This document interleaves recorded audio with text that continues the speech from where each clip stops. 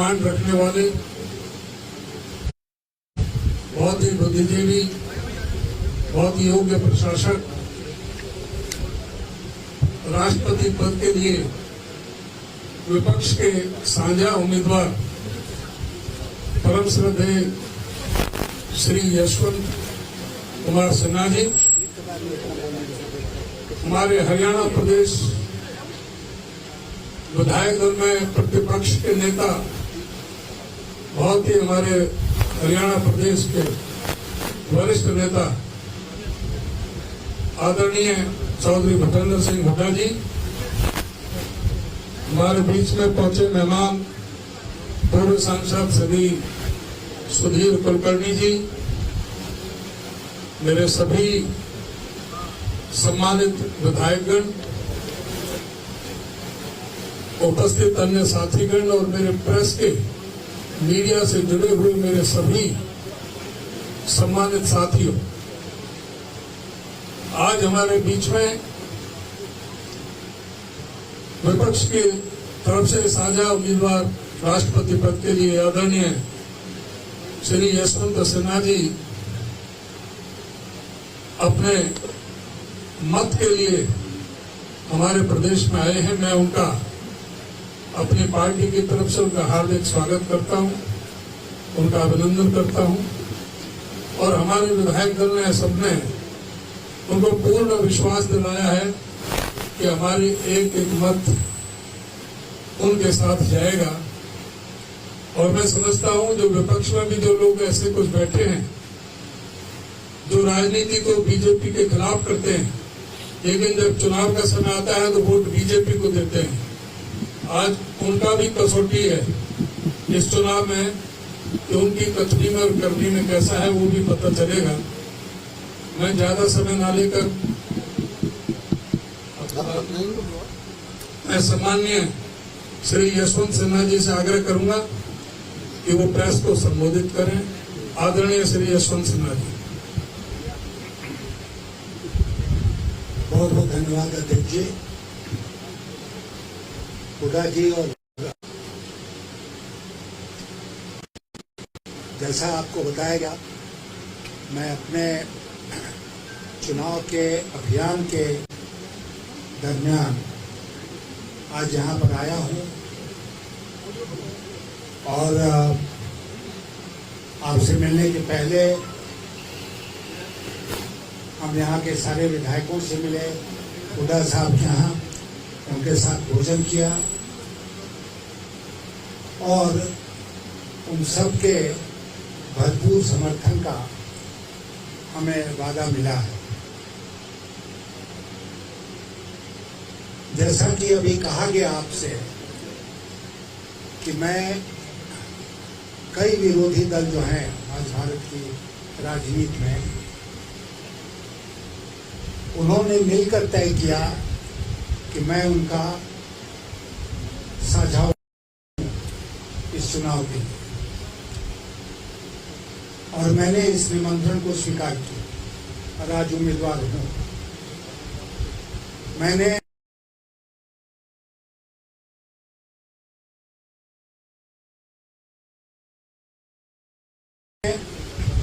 जा चुके और अभी जो कुछ दिन बचे हैं उसमें बचे हुए प्रदेशों में जाएंगे।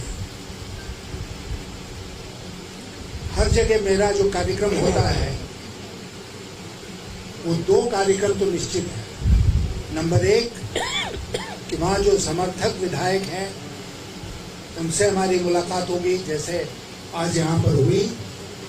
और दूसरा, जहाँ मैं जाता हूँ वहाँ पर मीडिया से अवश्य मिलता हूँ, चाहे खबर छपे या न छपे।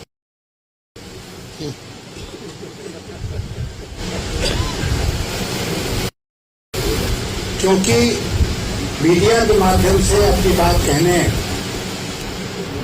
और लोगों तक पहुंचाने में और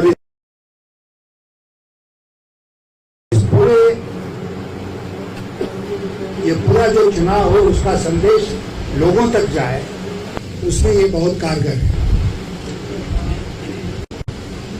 तो हम लोग इसलिए और मान समझिए कि नेशनल इंटरनेशनल न्यूज नहीं बने, कम से कम लोकल। आप जानते हैं कि राष्ट्रपति के चुनाव में एक इलेक्टोरल कॉलेज होता है, उसमें एमएलए होते हैं और एमपीज होते हैं।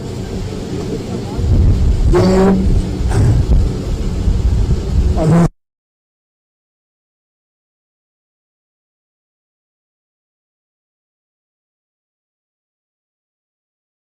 करके बोलता हूं, ये एक आम चुनाव की तरह नहीं है, जनता तक भी जाए इसके लिए भी प्रयास करना। और क्यों आवश्यक है?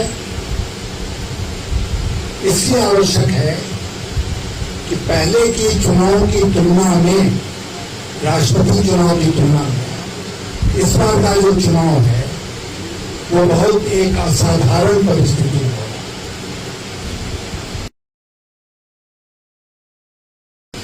देश के जो हालात हैं,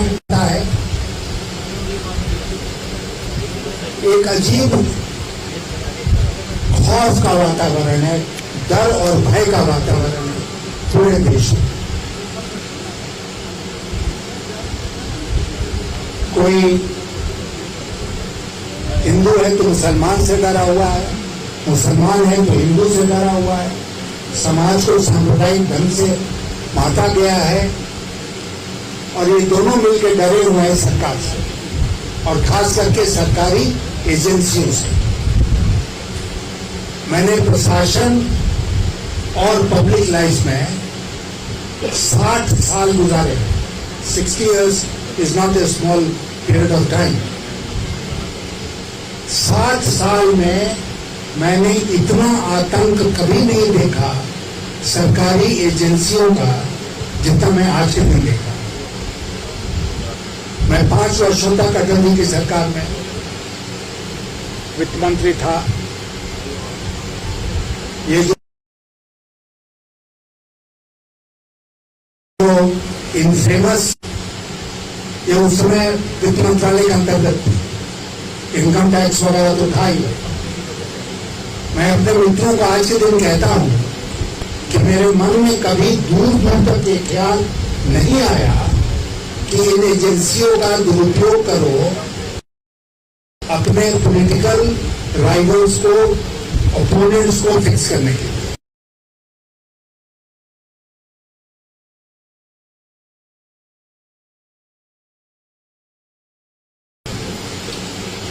और उस समय आपको याद होगा कि कोई इस तरह का मामला भी नहीं इस्तेमाल हो रहा है।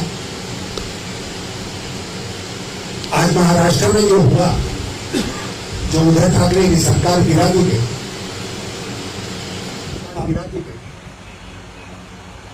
आप क्या समझते हैं कि एक नाथ शिंदे अध्यक्ष के नीचे बैठे, अचानक उनको ध्यान आया 2.5 साल के बाद की सरकार को गिरा दो, तो इसमें लग के बड़ी कहानी है।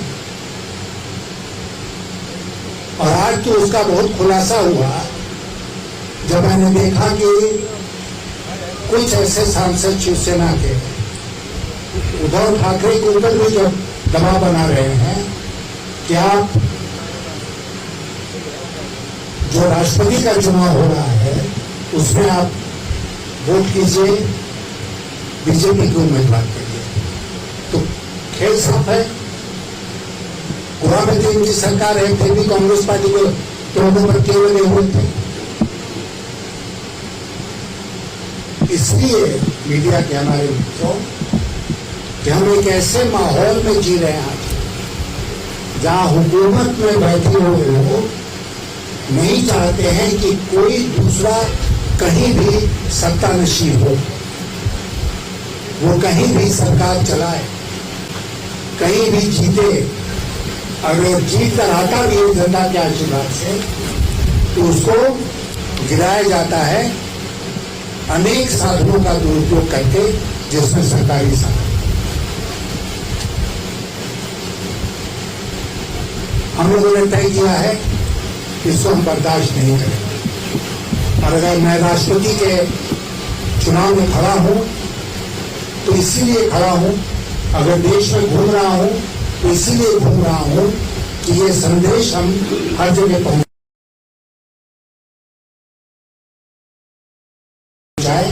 कि आज देश के हालात कितने बिगड़ गए। और अगर मैं चुनाव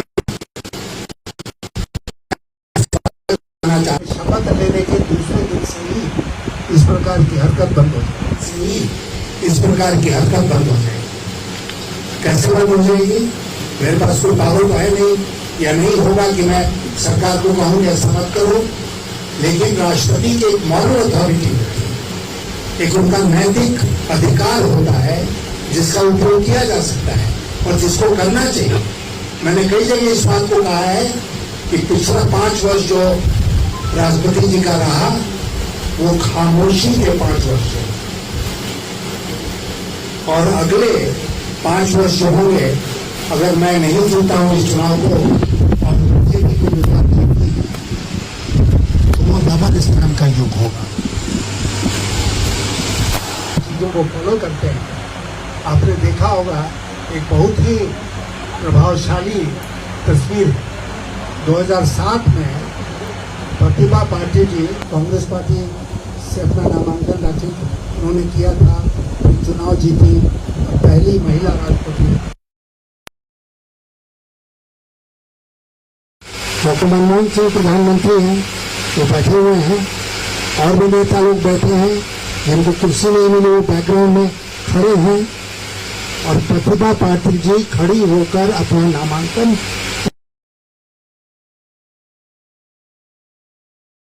रिटर्निंग अफसर को दे रही है। ये 2007 का चित्र, 2022 का चित्र क्या है? कई नेता वहां पर भारतीय जनता पार्टी के प्रधानमंत्री जी भी हैं, प्रधानमंत्री जी खड़े होते हैं, उम्मीदवार खड़े होती हैं, और प्रधानमंत्री जी नामांकन रिटर्निंग अफसर को देते हैं। उम्मीदवार अपना नामांकन खुद नहीं देते हैं।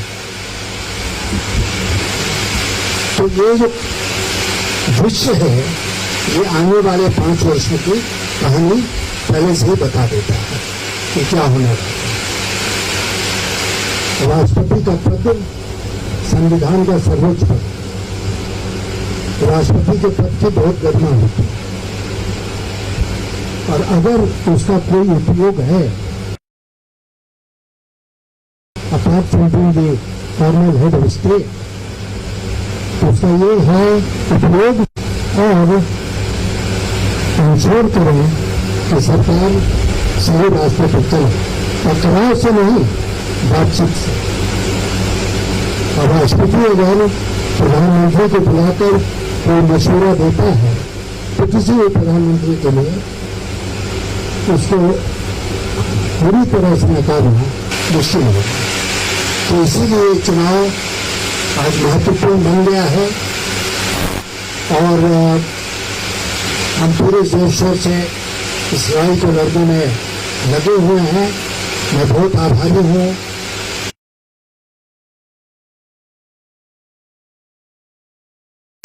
प्रदेश अध्यक्ष जी का, होड़ा जी का, सारे यहाँ के नेताओं का मेरा स्वागत किया, और सारे बहुत धन्यवाद।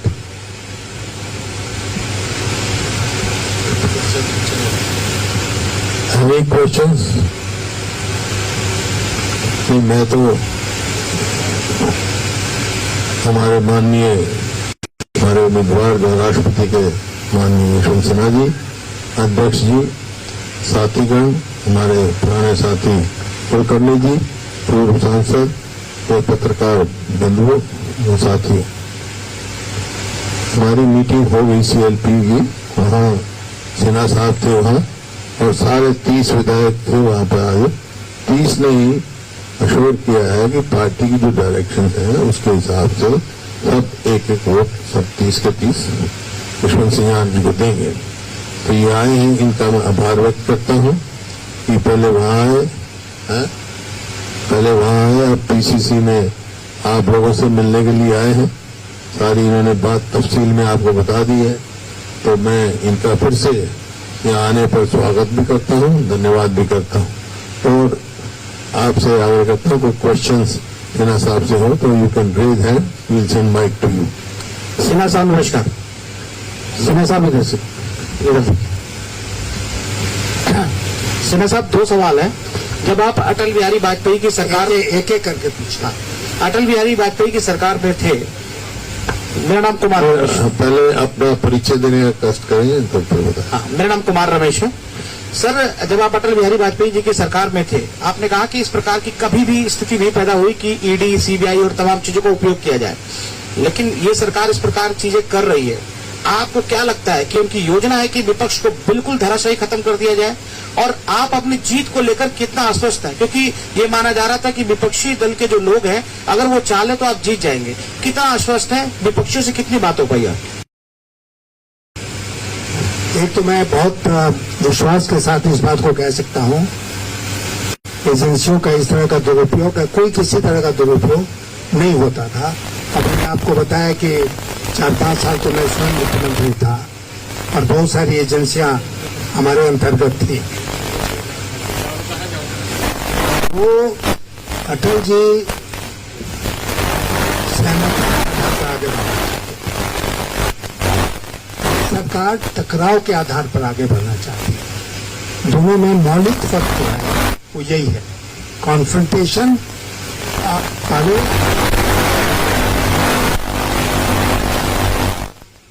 आश्वस्त, जहां तक आपने पूछा जीत के बारे में, तो मैं आश्वस्त नहीं होता कि इस बुढ़ापे में नगरी नगरी द्वारे द्वारे क्यों दौड़ता। इसीलिए दौड़ रहा हूं कि मैं आश्वस्त हूं। आज यहाँ आपको बता के जाना चाहता हूं कि जो दृश्य आपको सामने दिख रहा है, उसके पीछे भी एक दृश्य है।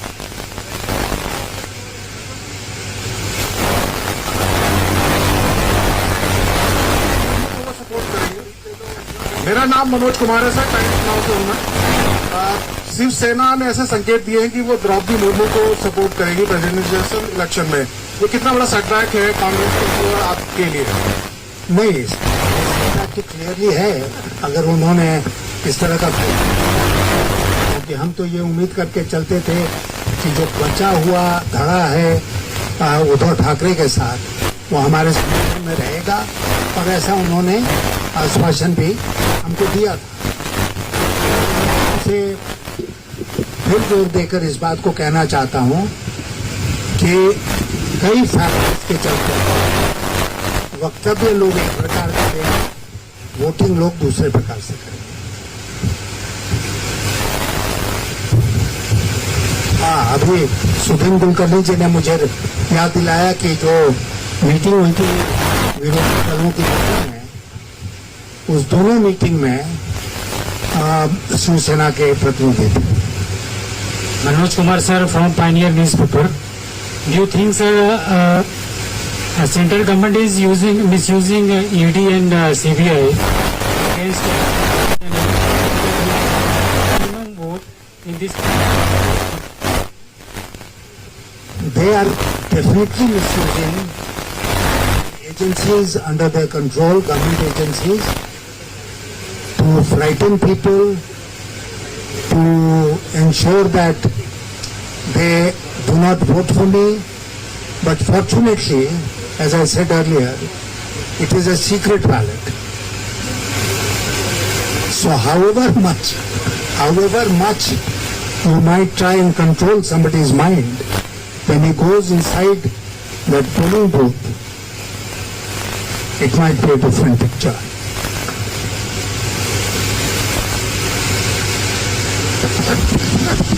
सिन्हा साहब, डॉक्टर सरमती मान, हरियाणा से। आपका जो चुनाव है, क्योंकि एमपी के द्वारा आपका उन्होंने करना है, आम जनता के द्वारा नहीं किया जाना है, और जो आपका मैंडेट है, जो घोषणा पत्र एक प्रकार से हम कह सकते हैं कि जो पब्लिक के बीच में जा रहे हैं, वो एजेंसीज का दुरुपयोग और भय का माहौल, ये दो मुझे लगता है दो बिंदु आपके मुख्य केंद्र बिंदु में है। पर क्योंकि वोट एमपी और एमएलए नहीं देना है, वो संख्या अगर, क्योंकि सीक्रेट बेल्ट में जैसे आपने कहा कि सीक्रेट बेल्ट में मुझे ही मिलेगा, हो सकता है अंतरात्मा कुछ लोगों की जाग जाए और इस एजेंसीज के खिलाफ आपको वोट दें। लेकिन जो नंबर्स हैं, वो अभी आपको जो विपक्ष की तरफ से सहमति मिली है या मिलने जा रही है, वो कितनी है? देखिए, आज हम लोग बात कर रहे हैं 12 जुलाई को, चुनाव है 18 जुलाई को। एक डेवलपिंग सिचुएशन है। कल अगर आप हमसे बात करते हैं तो वो सवाल जो पूछा गया शिवसेना के बारे में वो नहीं पूछा गया होता। तो डेवलपिंग सिचुएशन में आज के दिन कैलकुलेशन करके बता देना मैं सही नहीं मानता हूं। हम लोग देखेंगे 18 जुलाई तक क्या स्थिति बनती है। और फिर जोर दे के इस बात को कहूंगा, एमपीज एमएलएज ही वोटर्स हैं, लेकिन उसमें से भी बहुत लोग इन एजेंसियों के द्वारा भ्रष्ट किए गए हैं। सिन्हा साहब, आप एक बड़े सियासतदान के साथ ही आप एक सीरियस थिंकर भी हैं। देश के बड़े बड़े मुद्दों पर आप बेबाक तरीके से अपनी राय रखते हैं। अभी जो आपने कहा कि देश में खौफ का वातावरण है, इसके पीछे सरकार की एजेंसियां, सरकार का एटीट्यूड, बाकी सारी चीजें आपने गिनाई। मेरा सवाल ये है आपसे कि ये इस स्थिति का सोल्यूशन आप कैसे देखते हैं? बावजूद इसके कि बेरोजगारी है, इकोनॉमी इस हालात में है, आपको क्या लगता है कि ये स्थितियां कब तक सस्टेन करेंगी और क्या सत्ता परिवर्तन 2024 में आपको नजर आ रहा है या चीजें आगे जाने वाली हैं?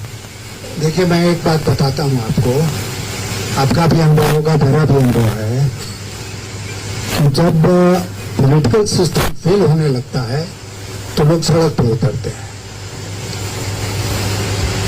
अब पॉलिटिकल सिस्टम में गवर्नमेंट है, पॉलिटिकल सिस्टम में ऑपोजिशन है। ऑपोजिशन अगर अपना काम कर भी रही है, तब भी अगर लोगों तक ये बात नहीं पहुंच रही है तो वो निराश होकर सड़कों पर उतरेंगे।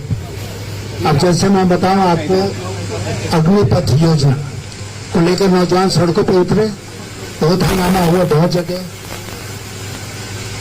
क्यों हुआ?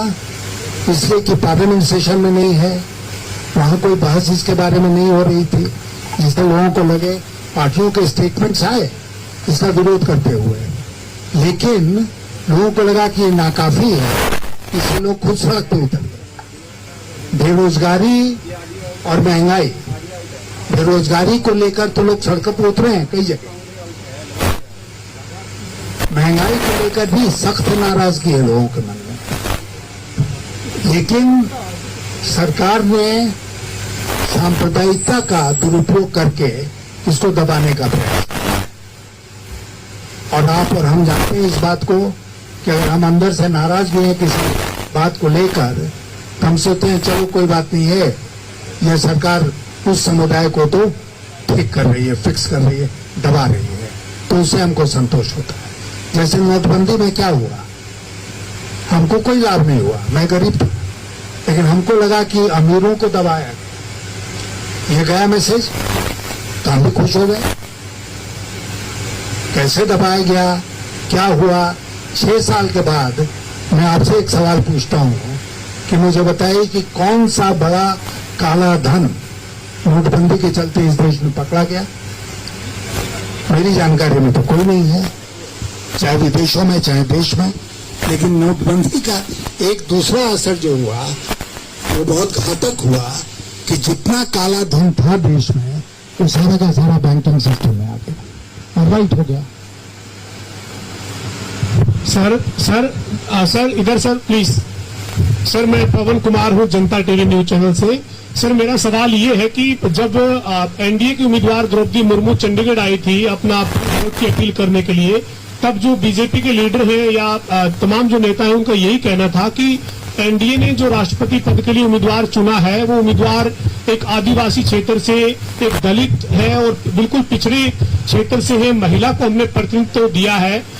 आपके मुकाबले में जब तुलना की जा रही थी तो ये कहा जा रहा था कि हमने उम्मीदवार ऐसा दिया है जो ऐसा उम्मीदवार है जिसको कांग्रेस के लोग भी वोट करने के लिए मन बनाएंगे, क्योंकि हमने एक दलित और एक महिला को चुना है उम्मीदवार के तौर पर जो अब पिछड़े क्षेत्र से। क्या कहना चाहेंगे सर उनके उम्मीदवार पर? देखिए, मैंने पहले भी कहा महिला है तो उनका सम्मान करता है, लेकिन आपसे एक सवाल पूछता हूँ कि जब मैं आई थी तो यहाँ क्या प्रेस कॉन्फ्रेंस किया उन्होंने? नहीं, आपसे पूछता हूँ तो कहीं पर भी प्रेस कॉन्फ्रेंस उन्होंने नहीं किया।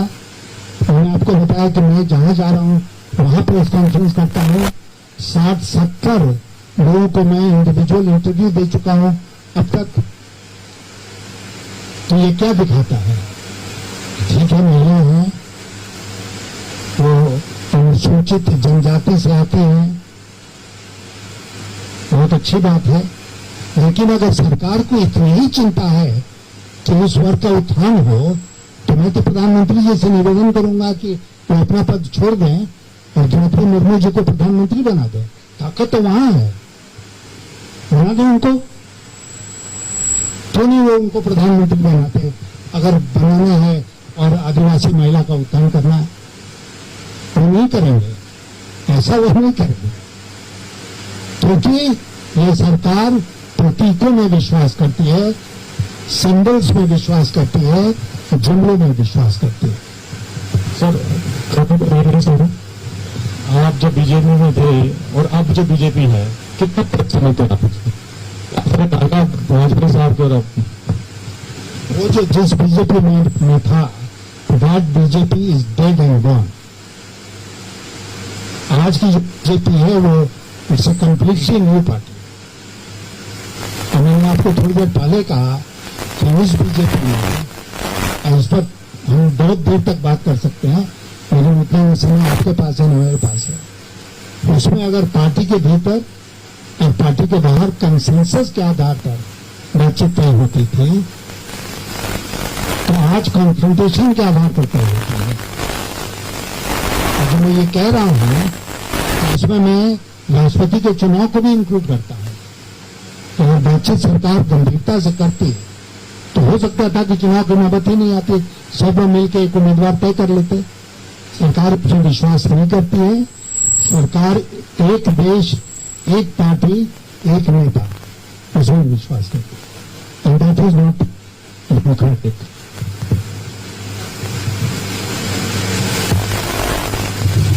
नमस्कार सर, मैं राकेश गुप्ता हूँ, ANB न्यूज चैनल से। मैं राष्ट्र चुनाव से हटकर आपसे अर्थव्यवस्था पर एक सवाल करना चाहता हूँ। हमारे जो पड़ोसी देश हैं वो भयंकर संकट से गुजर रहे हैं, लेकिन आप ये बताएं, क्योंकि आपने मंत्रालय देखा है, और इस समय जो हमारे देश की स्थिति कहें, खासकर आर्थिक स्थिति या अर्थव्यवस्था, वो किस दिशा में जा रही है? देखिए, बहुत ऐसा होना चाहिए उत्तर होगा, लेकिन संक्षेप में उसका विशेष कारण है और उसकी तुलना ढंग से नहीं की जा सकती है। लेकिन जहां तक हमारी अर्थव्यवस्था का सवाल है, वो विषय हमने भी नहीं रखा, आपने भी नहीं पूछा, लेकिन यहाँ आते समय मैंने पूछा था कि आज एक्सचेंज मार्केट में रुपये की क्या कीमत है, तो बताया गया कि रुपये की कीमत 79.63 पैसे टू $1 रुपये की कीमत हो गई है। अब आप पूरा एक इतिहास उठा कर देख लीजिए, अपने टाइम में रुपये के 10 साल में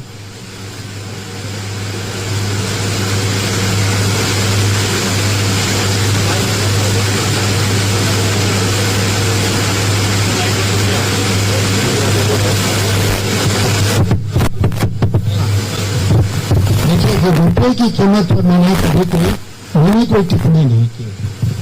लेकिन आपको याद होगा कि 2014 के चुनाव के पहले आज के प्रधानमंत्री जी ने क्या क्या कहा। मैंने कहा था पाकिस्तान नेपाल का रुपया से नहीं देंगे, श्रीलंका की तरह से नहीं देंगे।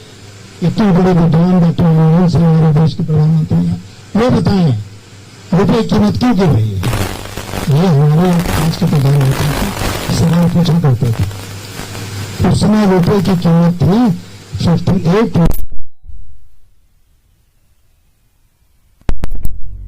आज अगर 63 पैसे। आज दूसरा हक बनता ना इस देश की जनता का पूछने का कि रुपये की कीमत इतनी नीचे क्यों चली गई आपके राज्य में। नंबर 1। नंबर 2 कि नोटबंदी का जिक्र मैंने किया आपसे, अब आंखें उठा कर देख लीजिए, मेरी बात तो मत जाइए। 2016 में नोटबंदी हुई, 2017-18 से आप देखेंगे आप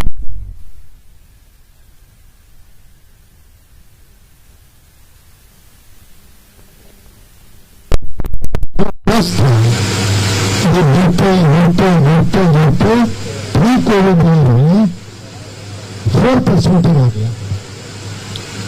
4% में आने में कोविड का कोई योगदान नहीं था, लेकिन 8% प्लस से गिरते गिरते 4% आ गया। और जब कोविड आया तो माइनस में चला गया। अब यहाँ से रिकवर करने की कोशिश कर रहे हैं, लेकिन इसी बीच में क्या हुआ है कि दुनिया की अर्थव्यवस्था में एक भूचाल सहा हुआ। सब दुनिया के देश जो है वो इंटरेस्ट रेट रेज कर रहे हैं। आरबीआई ने ब्याज का दर बढ़ाया है। ब्याज का दर क्यों बढ़ाते हैं? महंगाई रोकने के लिए। लेकिन ब्याज का दर बढ़ाने से आप और हम खरीदारी कम करते हैं, इन्वेस्टमेंट कम होने लगता है, फिर डिमांड के ऊपर उसका असर पड़ता है। जो उसका चाहते हैं कि असर पड़े, डिमांड गिरने लगता है, फिर अर्थव्यवस्था स्लो डाउन में चली जाती है। लेकिन उससे भी बदतर स्थिति होती है जिसको इंग्लिश में स्टैगफ्लेशन कहते हैं। कि अर्थव्यवस्था में स्टैगनेशन है, मतलब स्लो डाउन है, ग्रोथ नहीं है। और इन्फ्लेशन भी है। आज हमारे देश में हम इन्फ्लेशन भी देख रहे हैं, जो होलसेल इन्फ्लेशन वो 16-17%, रिटेल इन्फ्लेशन 7-8% के आसपास है। ग्रोथ रेट वित्तीय के नीचे है, तो इसको कहते हैं स्टैगफ्लेशन। कब तक चलेगा कहना मुश्किल है। और जो बेरोजगारी और महंगाई की बात हुई वो इसी से लिखा हुआ है। जो रुपया नीचे गिरना है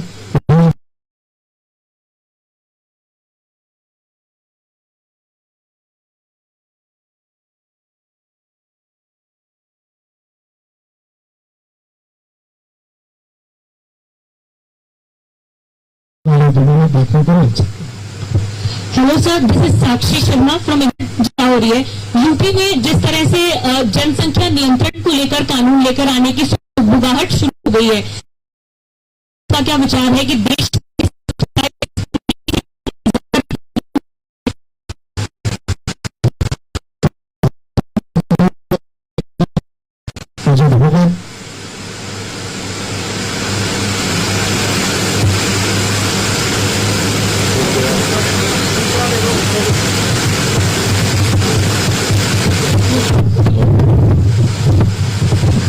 पर टिप्पणी करने समय खुद भी बहुत घबराता हूँ। और इस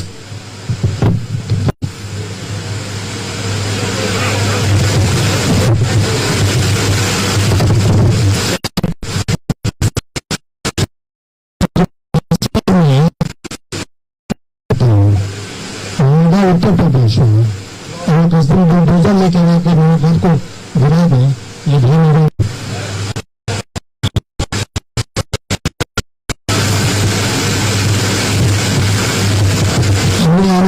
से सबसे बड़ा है।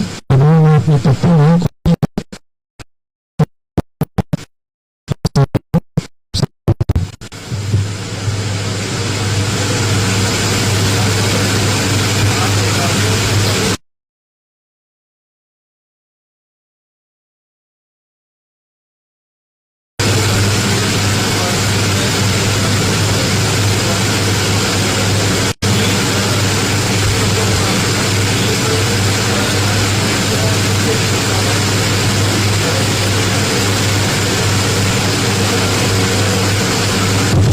नहीं आपसे कहना चाहूंगा कि मैं यहाँ के दिनों में अपने अभियान के दरमियान कश्मीर गया, श्रीनगर गया। कई लोगों ने हमसे पूछा कि श्रीनगर जाने का क्या मतलब है। वहाँ तो विधानसभा में नहीं है, और 2-4 वोट है एमपीस के, उसके बाद क्यों जा रहे हैं। मैं तो इसलिए गया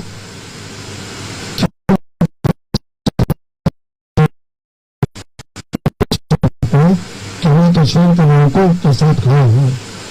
आज दोबारा भारत का प्रयास हो कि कश्मीर के लोगों का वोट इस चुनाव में उनके प्रतिनिधियों के माध्यम से वोट मिलने वाला है। तो बहुत दुर्भाग्य की बात है। और कश्मीर में जो अत्याचार हो रहा है, वहाँ वहाँ जाके स्वयं अपनी आंखों से देखे, वहाँ के लोगों से सचमुच में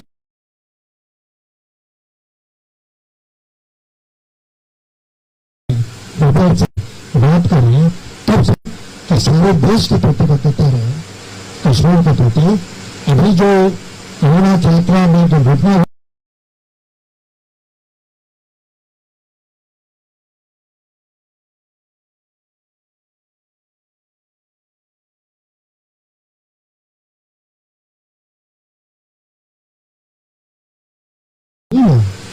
उस दिन नहीं था, उसके एक दिन पहले वो दुर्घटना की खबर 3000 से 5000 लोग जाते थे दिन में। उनको कहीं कहीं टेंट में रखा जाता था। इस बार वो संख्या बढ़ के 15,000 हो गई और उनको ऐसी जगह में रख दिया गया जहाँ पर कि वो ऑक्सीजन पे उसका असर पड़ा, वो बढ़ गए। तो इस तरह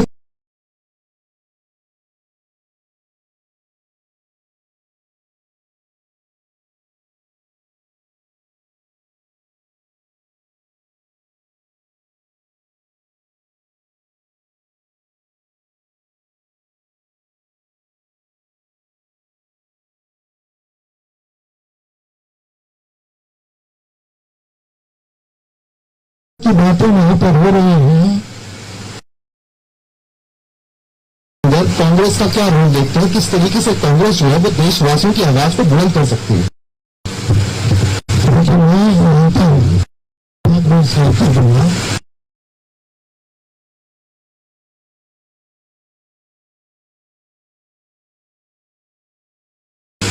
तो मैं मानता हूँ कि